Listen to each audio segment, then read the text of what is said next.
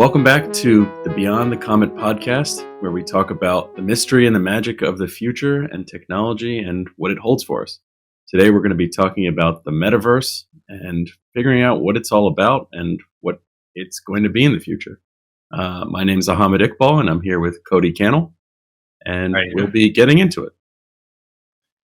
All right. This is a really interesting time for the metaverse because it was another hyped technology that we've seen a lot recently. It seems like there are more hyped technologies than actual technologies.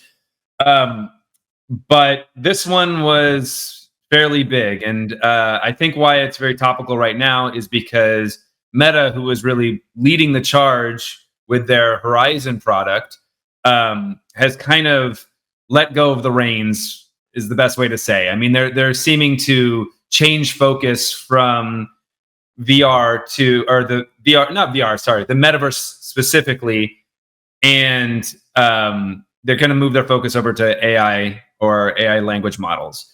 At least that's what we're seeing from a surface level. It's hard to get a lot of detail, but with the amount of firing and reorganization of their different departments, it definitely seems that way. But yeah, I mean, I don't know. I mean, maybe. What do you think about this? Well, I think it's important first because I still have trouble figuring out what exactly the metaverse is. I think it's important to talk about what it is and kind of define that. And in my own mind, I see it as this kind of virtual world where it's similar to our reality in terms of how it generally works, but you're not bound by the same limitations of the natural world or location. So you can meet friends from all over the world, all over the country in this place and interact and do games or communication in a shared space. But I don't know if I'm missing things in that definition. Yeah, the definition of it is very vague and difficult to grasp. It almost seems like it's a concept more than a well-defined product. Because a lot of people would think that you need to be in VR to have a metaverse. Personally, I don't think that's true. It definitely helps for the immersion and being able to feel like this is a second world. But there have been many attempts at this without VR that, I mean, I would call Second Life, which was a product early on in the early 2000s. And I think I don't know when it started, but it's pretty old, where you could create your own avatar that looks like you, and you could even run businesses inside of Second Life to selling stuff, and you could have your own apartment.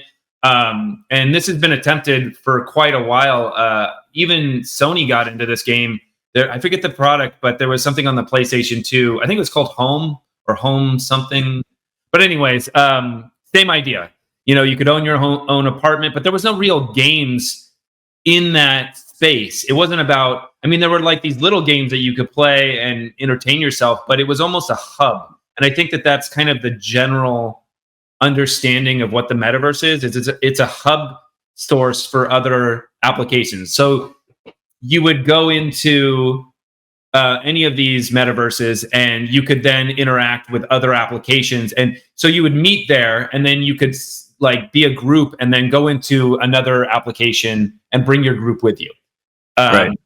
But I guess the VR aspect, the ability to put on these goggles, put on this headset, maybe have controls for your movement, that raises the level of immersion in the environment. So it's not just seeing a 2D screen or, getting audio in a 2D screen. It's all of a sudden the dream is that you're in this world. You feel as if you're part of it. You can turn your head and the inputs track where you're looking. So it feels like you're part of the world rather than just looking at something on a screen. I guess that's the claims that Meta put out, and that's the hope. But obviously, we're not there yet.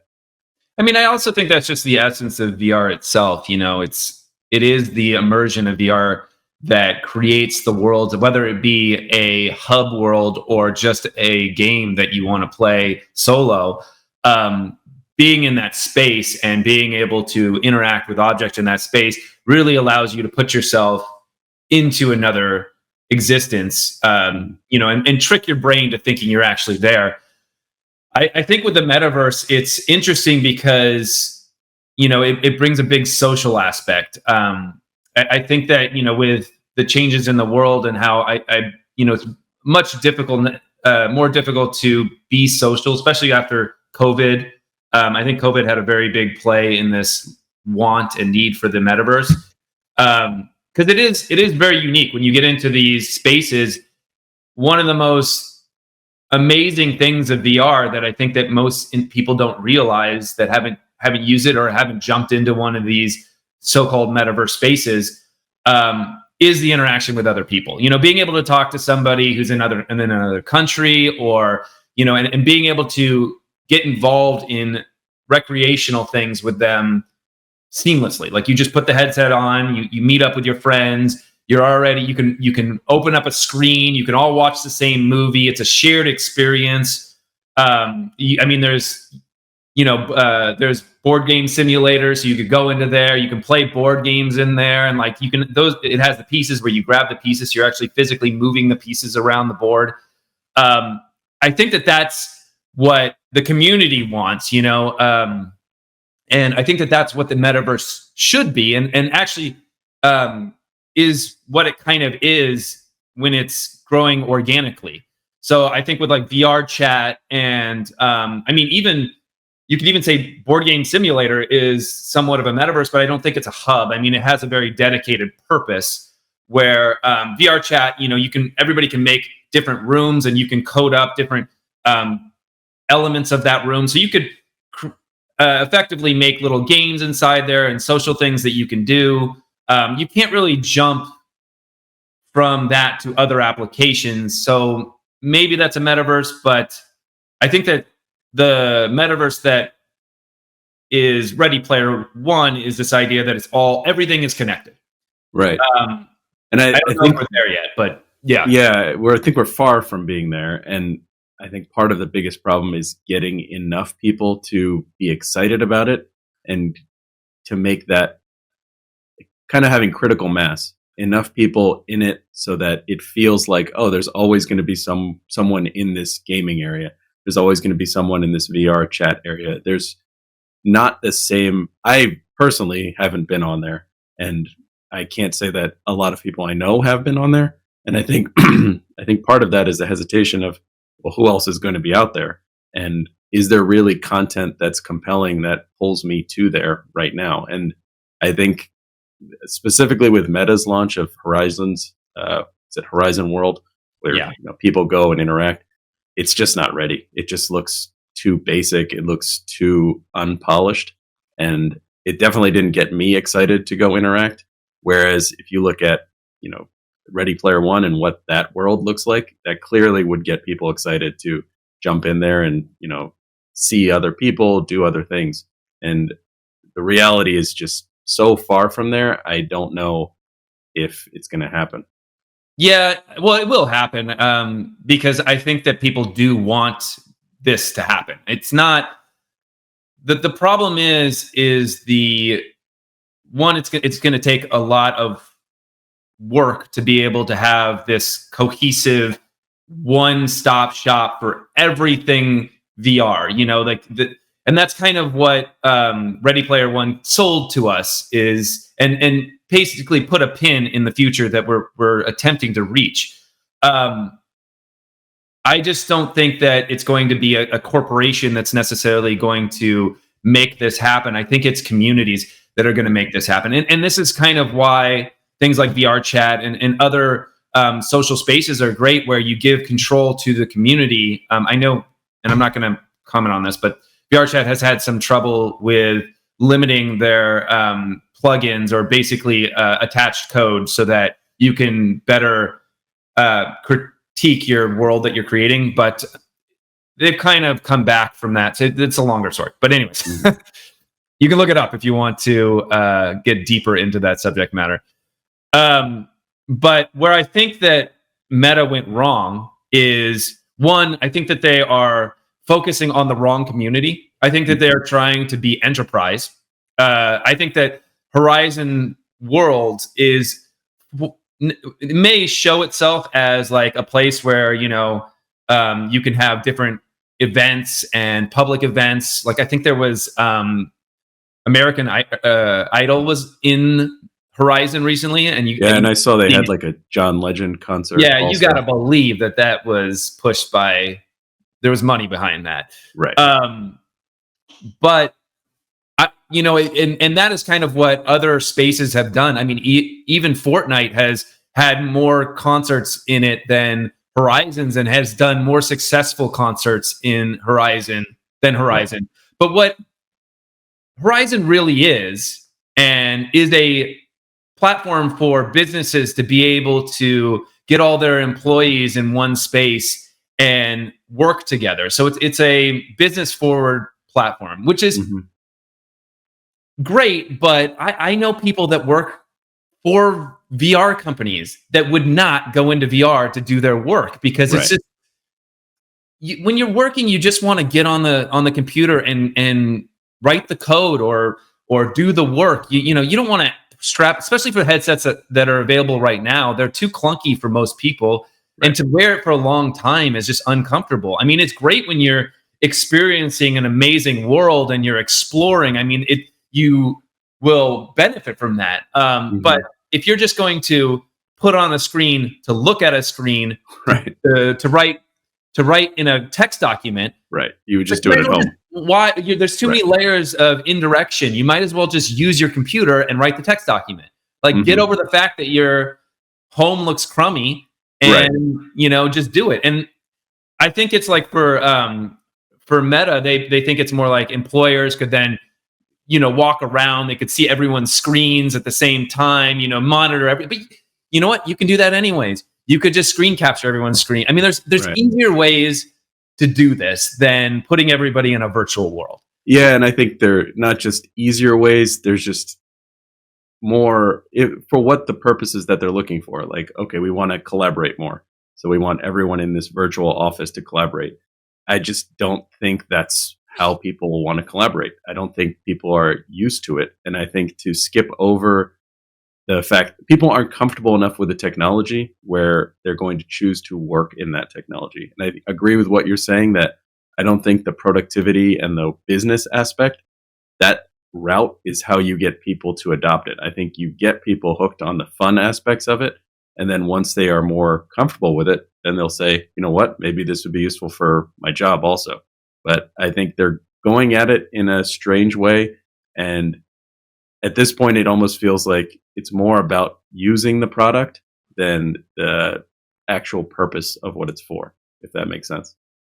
No, definitely. And I think it's also just, Meta is struggling right now to figure out how to stay relevant in a future that is changing rapidly. And they're just trying to find, because they're, as their other products diminish, they definitely have enough products where I don't think they're all diminishing, but definitely Facebook has diminished over the years. It is becoming more of a struggle for them to say, well, how does our ad-based platform survive in a post Facebook technology world? Right. I think that they're not doing a good job. They're just grabbing at anything that seems popular. Where I think they should focus on is their hardware.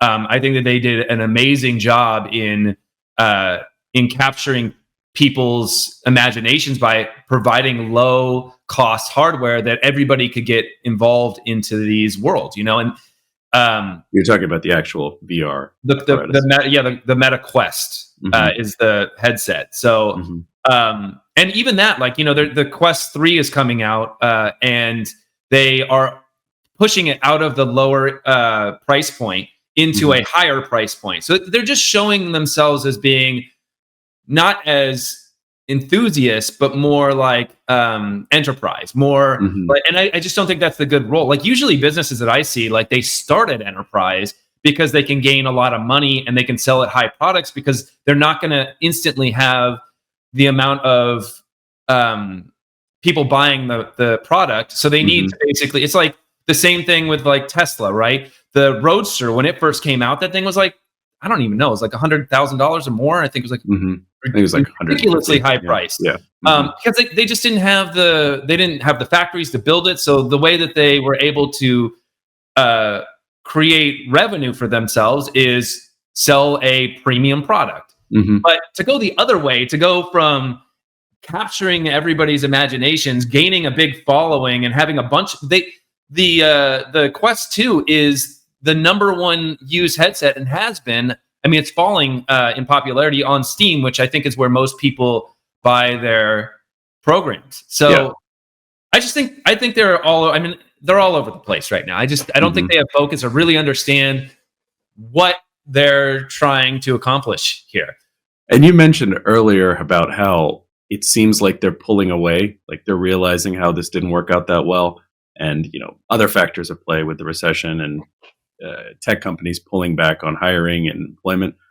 The fact that they're doing that, what effect, if they are truly pulling back from, the VR metaverse that they've kind of talked about for so long, what effect does that have on the metaverse in general? Does that kind of chill people or cool people's excitement towards it?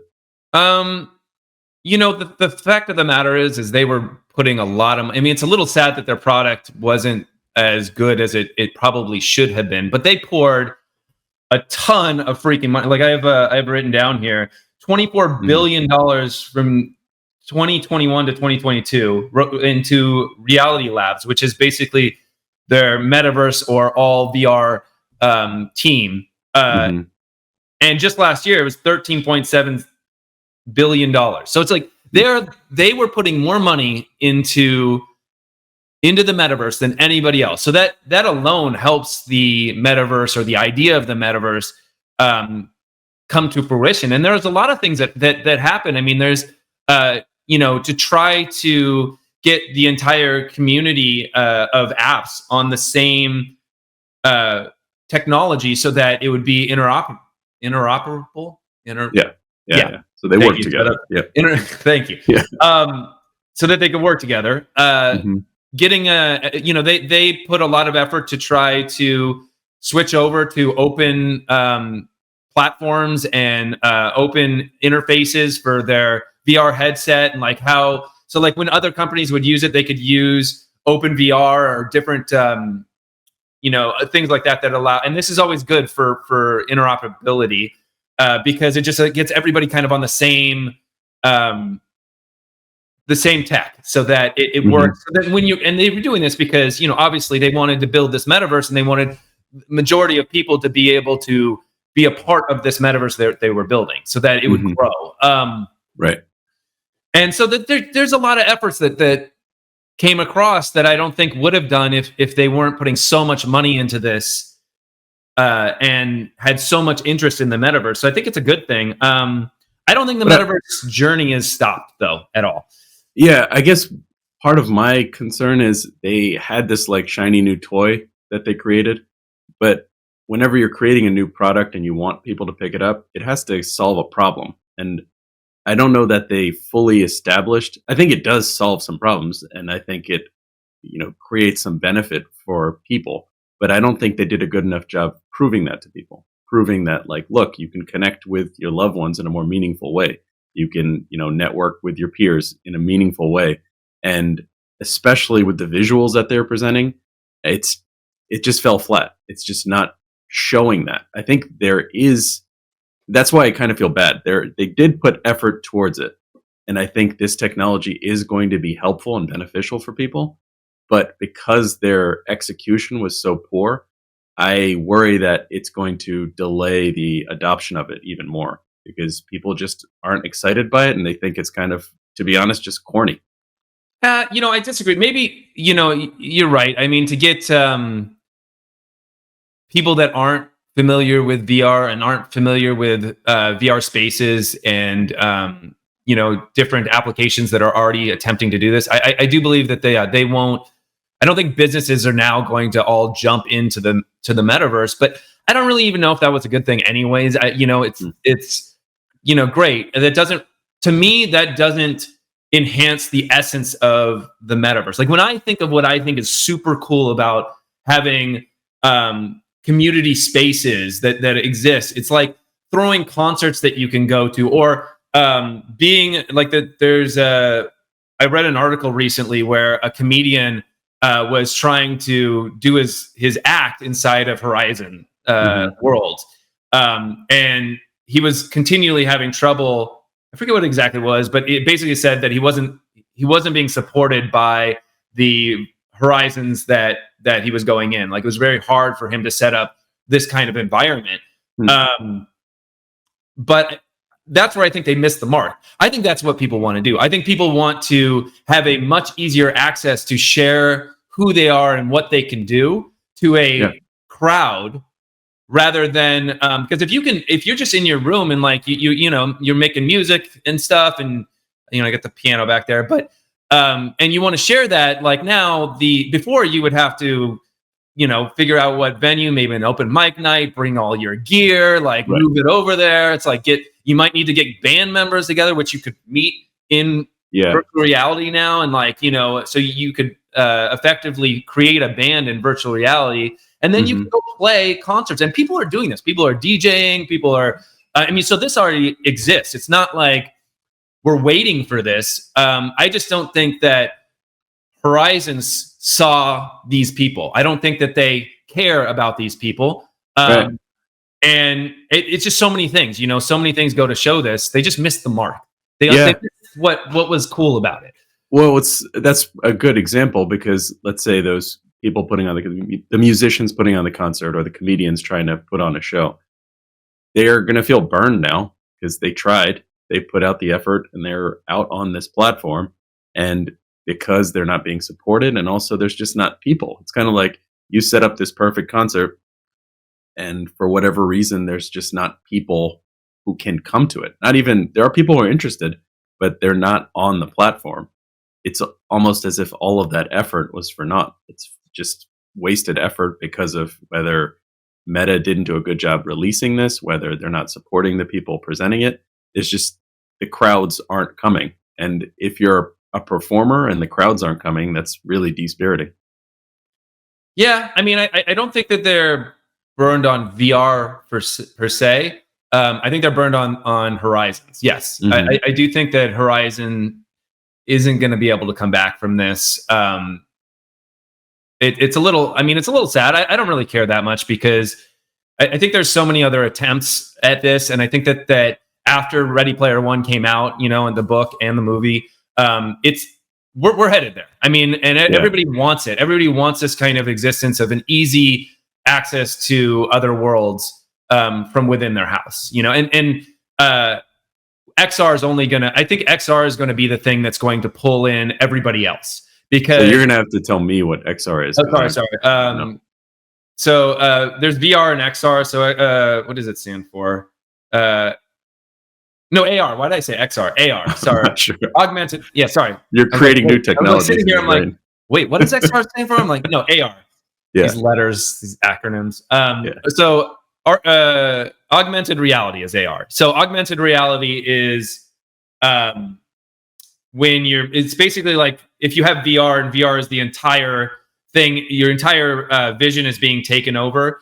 AR is when just a portion of it is. So it's basically like if you had goggles or glasses, or even a VR headset that has pass-through with cameras on the front, you can basically make it so that you're seeing your regular world, and then just a part of it is augmented. And that's why it's augmented reality rather than virtual reality, which the entire world is virtual.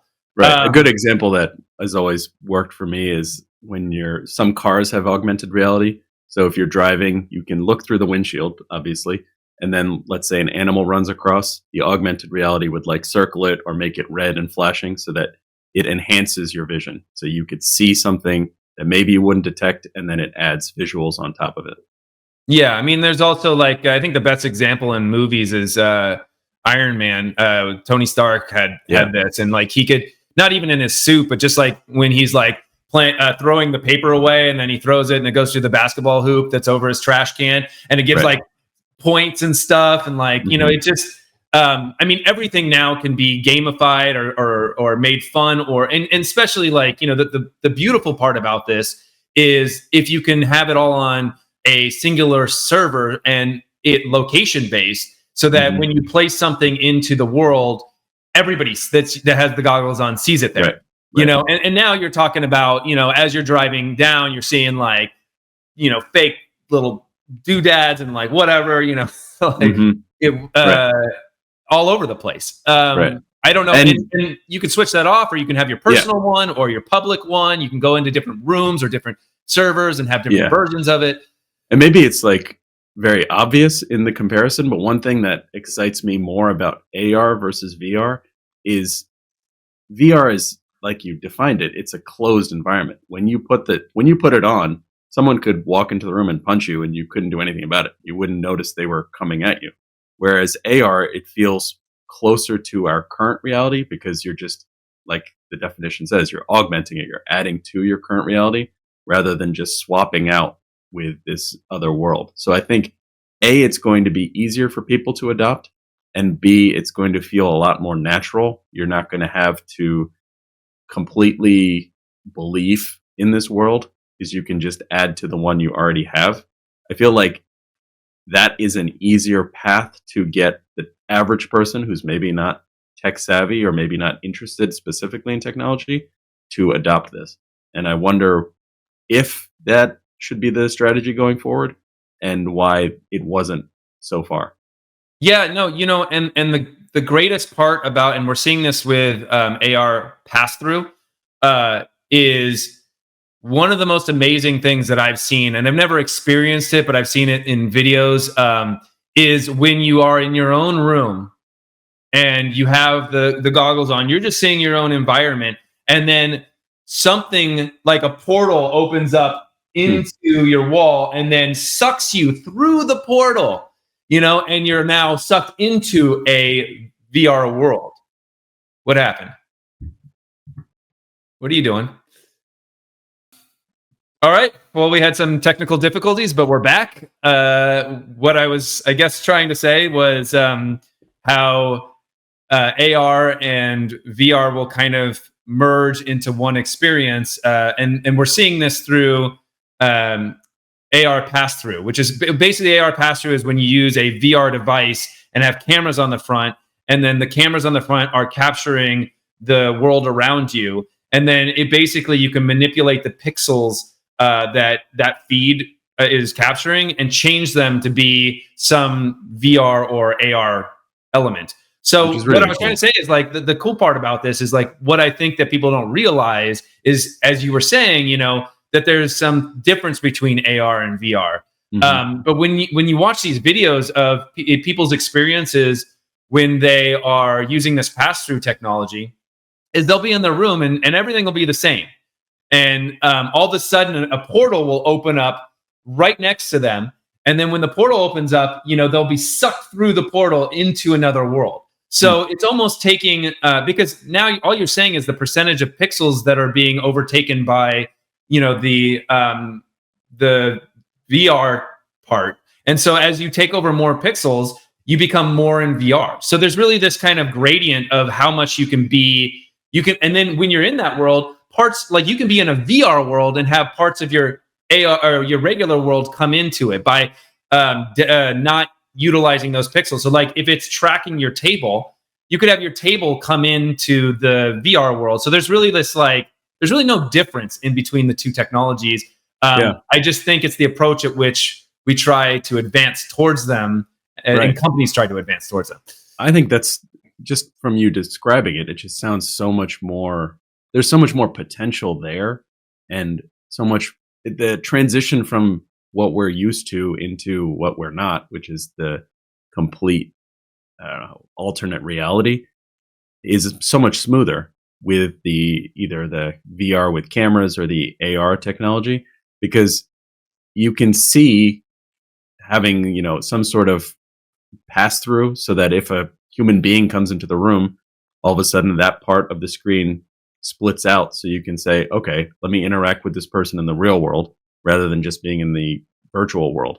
And just knowing that, if you're getting too close to a wall or there's some other risk in front of you, that will be detected and shown to you in reality.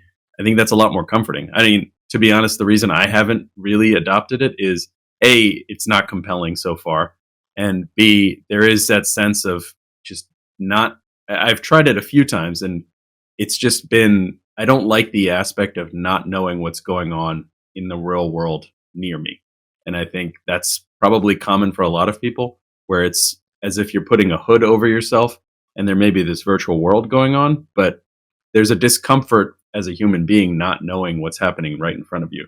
Even, inches from your face, you have no idea what else is going on. And I think those technologies you talked about, the AR and VR with cameras, that's definitely going to change it.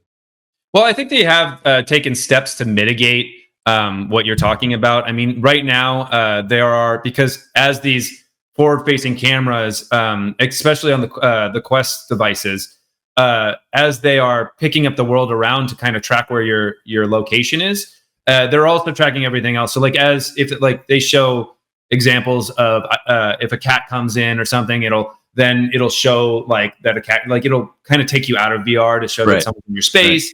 Or it happens like even I got the PSVR 2, and you just press a button on the thing, and then it shows you the feed. So you can, if you hear something, like I can have it on and then talk to my wife or something, and it just becomes there's a lot of technologies to be able to make that experience. There's even I forget what headset it is, but it uses eye tracking to put virtual eyes on the front panel of the headset. Wow. And then it tracks your eyes so that when you are the person that's looking at you, when you're using pass through, feels like they're actually looking at a pair of eyes and not just a person with a headset on. Just in some ways creepier, but I get what you mean. It I don't reduces know. They're trying, right? I mean, it's just they're giving it an attempt. Right. But yeah, I do think that like the moment when the entire world is going to get involved in this, and this is the one experience that I want. So, and I think this is kind of where it will blow up, is if you can have tracking. So like it tracks your body, and like you can put the glasses on like this, but it can actually render your face, the rest of your face, so that the other people that are experiencing you don't see the glasses, they see your eyes. Right. So it's very realistic, and this is all capable, right? But if you're able to all sit down at a dinner table, at the same dinner table, but nobody be in the same space, and your plate in front of you gets rendered for everybody else because it's seeing your plate. So you can eat your food, you can drink your drink. Everybody's seeing that, but you're not really there. And you're at your own table, and everyone's at their own table, but everybody's sitting. For everybody, we're all sitting at the same table, and each person probably you're sitting in a different place. Right. But I guess you would have to be sitting in the same place so that when you're talking to the person, well, it's something like by the same table. So yeah, it's something like a level above web chat, where obviously right now we're kind of just seeing the 2D representation of each other. But if you could scan us in 3 dimensions and whatever's on our desks right now, and then put us in the same long desk or office space, then it would feel as if I'm more in a room with you rather than just seeing a screen of you. So I get what your description is. Or saying. Going into another room, like a VR space, which is what Horizons is. Meta Horizons is the same idea, but it's going into VR completely. And I don't think that's really what people want. And I don't also it looks so horrible. It just does not look anywhere close to reality. And I know that's an obvious thing, but that's just such a limiting factor for me. When it looks like really bad puppets, that takes away the immersion. It takes away any sense that I want to be in this world. And that's such a big hurdle to overcome. And I have a feeling there is something with VR technology where they use that muted palette. And it's, I think it just lends itself well to having screens strapped to your face like this, it just, for some reason, having the same like palette that they originally came out with. And, people that aren't going into VR wouldn't know this. So they're going to say like, oh, it looks awful. I mean, it did look awful. And they did attempt to kind of make it look better after the backlash happened. they showed that they could, and would make it look better through upgrades. But there is a definite softened palette that I think gravitates towards VR right now. Less now than when it, a couple of years ago. So I don't know if that was their reason, just to try to mitigate the technology that they were using at the time, because they're dealing with Quest 2 users, which is their biggest group of users that would come into Horizon would be Quest 2. And so the Quest 2 came out. I mean, it's almost been like 2 years or more. I don't know when, but it's not the newest type of technology. It's been around for a while.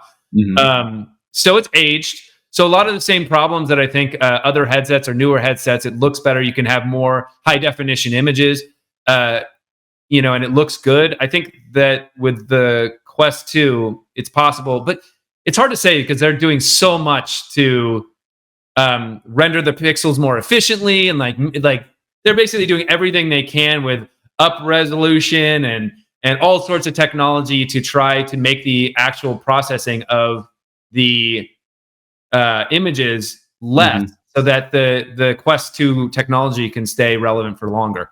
Right. And they've done a really good job. I mean, that's a lot of other technology. They put a lot of money into that, So like Meta has done a lot for this community.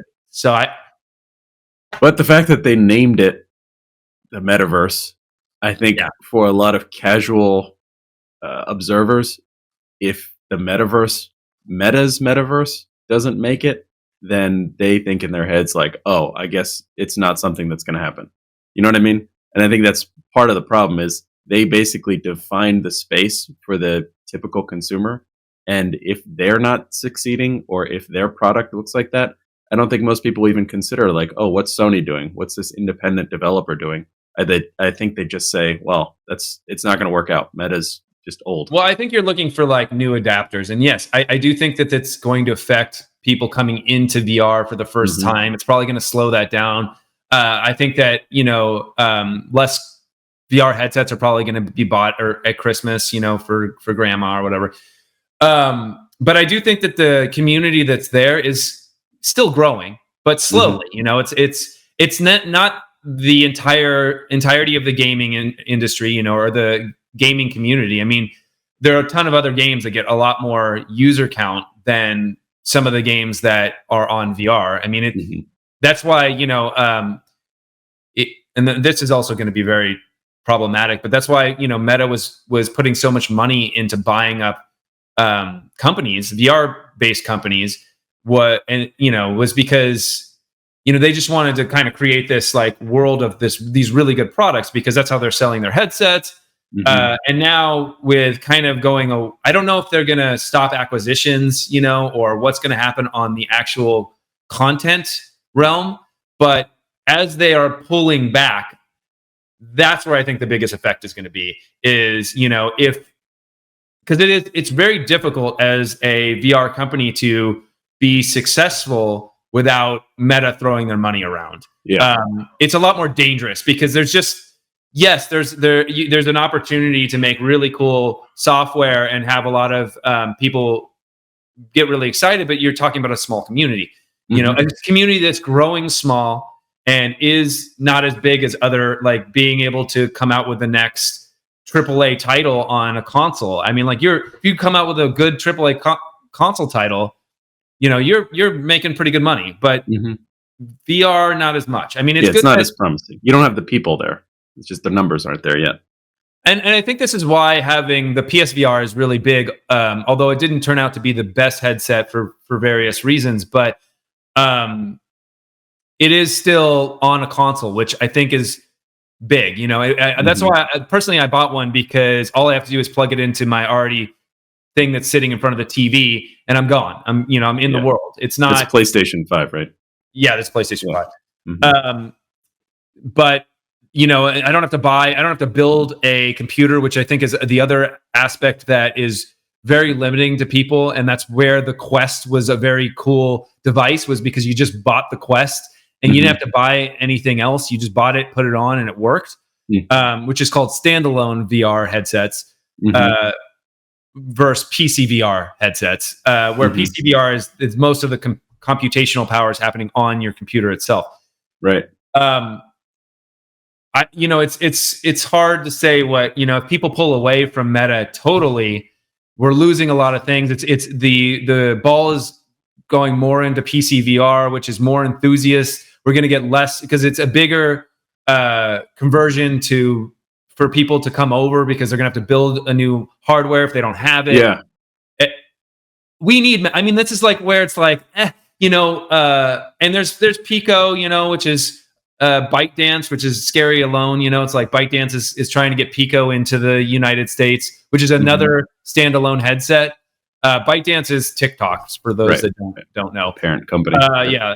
So they're doing their own headset, but there's a lot of what we really need is we need a big company to come around and kind of make a standalone headset that's good but not too expensive. So speaking of that, I don't know how commonly known the entry point or the cost it takes to get into these. What, in your experience, because I know you have the PSVR and you've looked at a lot of the other headsets, what is the entry point? Because I know, actually, you probably know better. What are the costs in terms of getting into PC VR or the standalone VR products? To be honest, as I was saying before, it's becoming less and less, because like through technologies with NVIDIA and up resolution and all these just even eye tracking and foveated rendering, which foveated rendering is where the eye tracking looks where your eye is looking. And this is actually on the PSVR 2, which works really well. It looks where your eye is looking, and then it high reses just that area, and then it low reses everything else, just under the perception that your eyes don't capture the outside pixels as much, so it doesn't really matter. Right. And this is just another thing where it's like, now it lowers the bar about how much computing power you need, because when this all started, we were talking about like everybody was trying to get the higher definition panels on their headset. So you got two of them. So you're talking about to make sure there's no screen door effect and make sure that the fidelity of the image is perfect. You're trying to get as high resolution as you could with these headsets, and now but you got to do it twice. For every image, you got to render it twice, which is... So we're talking thousands of dollars. Yeah, it just becomes... And at that point, you needed the nicest hardware to be able to do that. So, but it's not the case anymore, and we're hitting to a point where pixel saturation is kind of there. A lot of the headsets that are coming now, like even the Big Screens headset, which Big Screens an application which I'm really excited about, but they're an application on VR that basically allows you to make screens. So like theater screens, and like you can go into theaters, watch movies, and people will go in there and they'll have their screen up and people will watch the same screen. And so it's basically all built around that experience of sharing your screen in a VR space.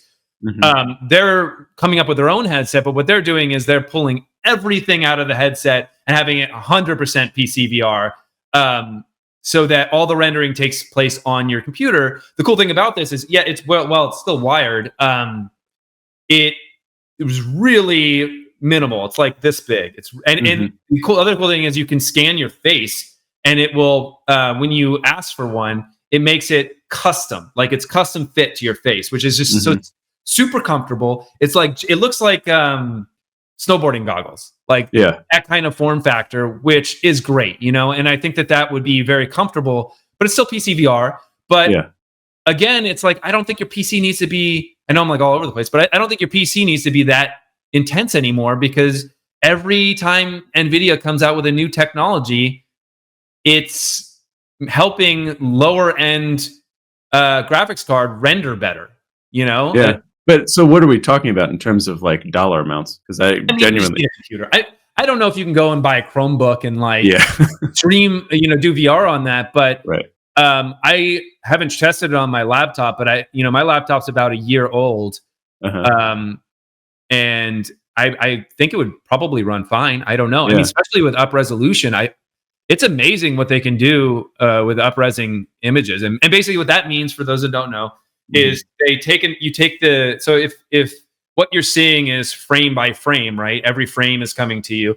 You take the frame, you down resolution, so you down res the information, and then you. I'm probably going to get this wrong, but all I know is you take a lower resolution image and you make it high resolution.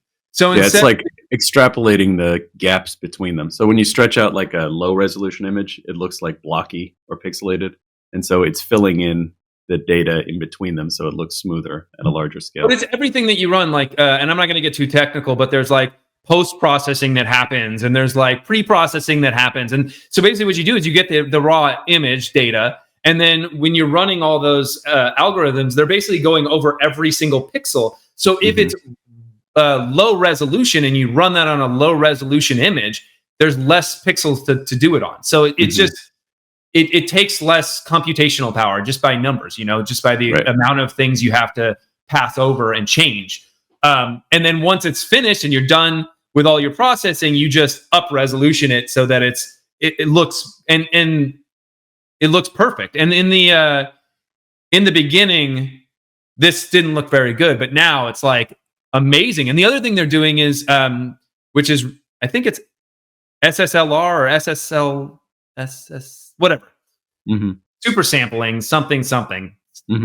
Anyways, they're taking in between frames, they're pulling frames out. So now you can spread the frames out. So they're not pulling them out. They're basically creating frames in between each frame. So now let's say your image only has to capture every other frame, or your camera only has to capture every other frame. I'll use a camera.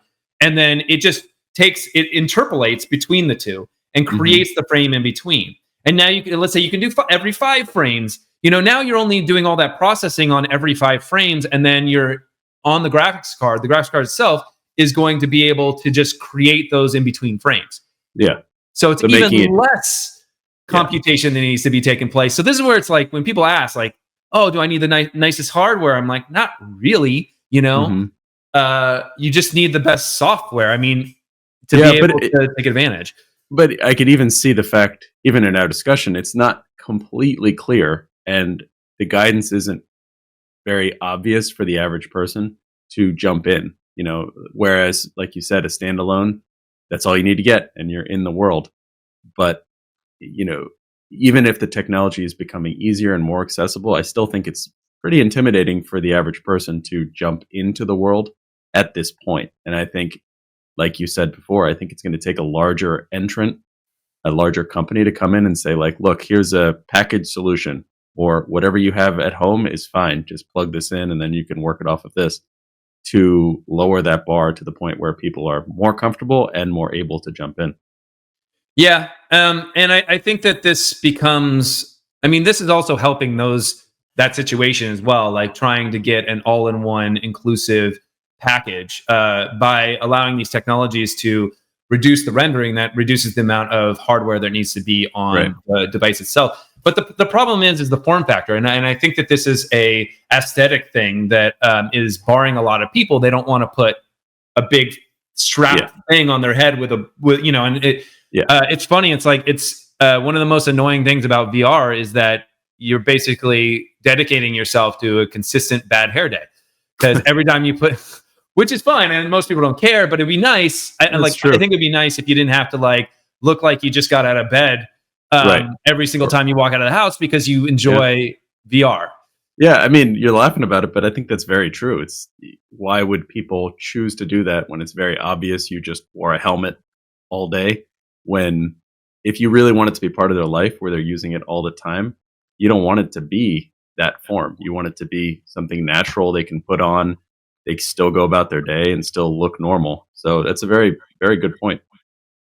Yeah, no, it's I think there's a lot of places we need to go, and I think that to make this accessible to getting more people. But I think the one thing that we shouldn't do, and what Meta shouldn't do, and what other companies shouldn't do, is neglect the people that are already there.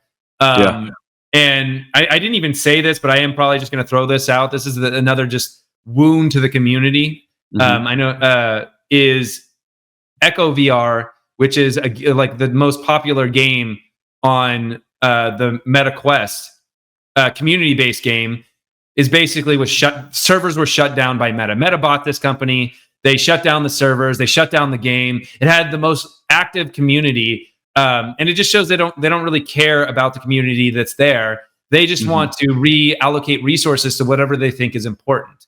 Whether so it was just too expensive for them, or what was the reason they gave? I don't know. I mean, nothing good. I don't think they gave a real reason. They just said it was reallocating resources to. They said there's another project that's even better or something like that. Like that's just like you already have a product that people love. Why even shut it down? Right. Yeah, that's not a great management. No, and people were upset. And so the game, you can't even play the game anymore. And I believe the developers of the game, they were flying a plane over Meta's headquarters with like, please, save our game type of, I don't know exactly what it said, but I mean, they went to all costs to try to at least get the servers put back on, so that, or make the sort, I mean, they could have done so many things. They could have made the code open, like giving it back to the community. Yeah. We just, you know what? Yeah. Go ahead. No, it's in general, and maybe this kind of wraps up the whole episode, but it feels like it's very clear there's benefit to the VR, AR, and the metaverse. And I hope that Meta's kind of bungling of this and poor management of both existing users of VR and the existing users of the metaverse, and also not really priming it for new users. I hope it doesn't set the movement back too far. But regardless of what they do, I think the movement's happening. I think we are headed to that. I just hope they didn't screw it up too much for everyone else. Yeah, I think we're waiting for the right company to emerge. And in my eyes, that's going to be Valve. I honestly think if Valve can get it right and they can put out another headset, they are just a company that really cares about communities. I mean, they started from building Half-Life and building a game that a lot of people fell in love with, and then to building Steam, which allowed everybody to buy games online very easily. They've just shown to be the right company for this. But Meta and ByteDance, they have alternative motives. They're one is run by a government and the other one is run by a board. It's like who only wants to see numbers. They only want to. They have other reasons for getting you to be on their platform, and it's not about fun and it's not about community building. Yeah, and that's I don't think you choose a business to create a community, and I think community is really what's going to drive VR and the metaverse. I mean, that seems like the kind of the spine of the metaverse is community. So I don't think choosing a business to run a community or to create a community, I don't think that's the right decision. And I think it's shaking out that way. Yeah, agreed. All right. Well, I think that does it. Yeah. Well, Good episode, and our first video episode. Hopefully the technical problems get smoother as time goes on. But no matter what, we'll be back next week with another episode. So thanks for listening, and we'll see you back here later. Toodaloo.